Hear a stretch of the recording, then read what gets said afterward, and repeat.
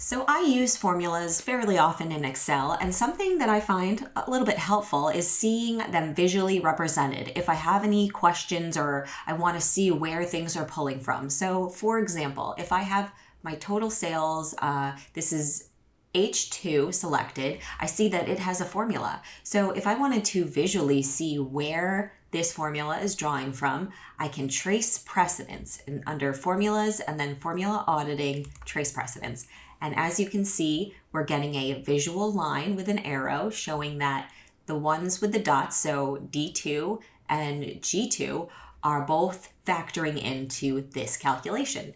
I can also see what this calculation is factoring into by tracing its dependence. And as you can see, there's an arrow going all the way down to total sales, showing us that this cell is part of this calculation, which is really cool. If we want to remove these arrows, we just select remove arrows and it clears things and we're back to square one. We can also show our formulas by clicking this button.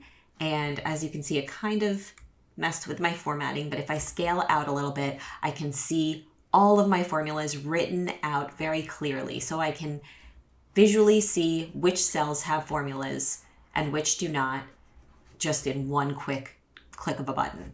Now I can click show formulas again to get that off my screen and also zoom back in a bit because it's easier to see. And then here, if I go down to total sales, I'll see there's another calculation. So if I want to trace all the precedents, meaning the ones that came before this, the ones that contribute to this, I select that and it gives me a nice square so I can really see, or I should say, gives me a nice rectangle so I can clearly see what is factoring into this number.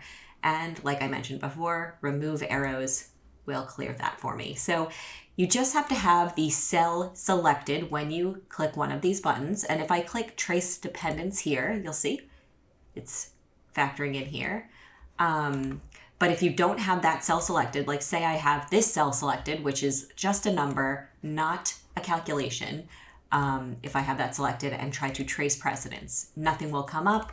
Trace dependence, nothing will come up because it's not relevant to that cell. So this is great for visually seeing how things are connected. Sometimes you can get lost in a sheet and not know what's connected to where, and this is a good way to just visualize it. So I hope this helped you guys. Please watch my playlist with other tips and tricks in Excel, and I appreciate you watching.